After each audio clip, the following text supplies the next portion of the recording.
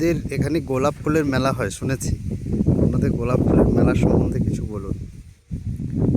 আগামী 24 থেকে 26শে জানুয়ারি 2026 বাংলার 10ই মাঘ শুরু হতে চলেছে গোলাপ গ্রামে গোলাপ উৎসব রোজ ফেস্টিভ্যাল। এই রোজ ফেস্টিভ্যাল এলাকার সমস্ত গোলাপ চাষিদেরকে নিয়েই সংগঠিত হতে চলেছে। এটা তৃতীয় বছর। এই গোলাপ ফেস্টিভ্যাল রোজ উৎসব নিয়ে এলাকায় মানুষের মধ্যে বেশ সাড়া পড়েছে। আর এই রোজ ফেস্টিভ্যালের প্রধান আকর্ষণ, আমাদের এখানে যে কেউ পর্যটক এসে একটা পিকনিকে অংশগ্রহণ করতে পারবে।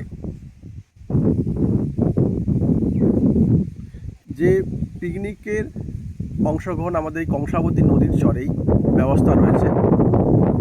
24, 25, 26 এই 3 দিনই এখানে পিকনিক চলবে। আর আমাদের এই রোজ ফেস্টিভ্যালের শুভ সূচনা হবে 24শে জানুয়ারি। 24শে জানুয়ারি রোজ ফেস্টিভ্যালের সূচনা থেকেই বিভিন্ন রকমের আকর্ষণীয় প্রোগ্রাম থাকবে।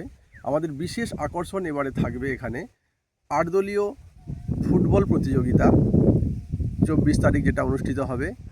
তার সঙ্গে থাকবে এখানে একটা আর্ট গ্যালারি। কৃষকদেরই ছেলেমেয়েরা তাদের আঁকা ফুলের ওপর বিভিন্ন ছবি এই আর্ট গ্যালারিতে প্রদর্শিত হবে। পর্যটকরা এসে সেই ছবি দেখতে পারবেন এবং কিনতেও পারবেন, সেই সুযোগ থাকবে পুষ্পে পুষ্পে আর্ট গ্যালারিতে। আর থাকবে লীলাবতী ভ্রাম্যমাণ কৃষক লাইব্রেরি। যে কোনো পর্যটক, যে কোনো কৃষক তারা এসে বই পড়তে পারে। বই পড়ে তারা এখানে চাষ সম্বন্ধে, গোলাপ চাষ কীভাবে হয় সেই সম্বন্ধে তারা অনেক কিছু জানতে পারবে। আর মানুষকে উৎসাহিত করার জন্য এই গোলাপ যে সম্পর্কিত বই পড়ে তাদেরকে আমরা কিছু চারা গাছ দেব। এবং সেই সঙ্গে থাকবে 25 তারিখের আমাদের বিশেষ অনুষ্ঠান।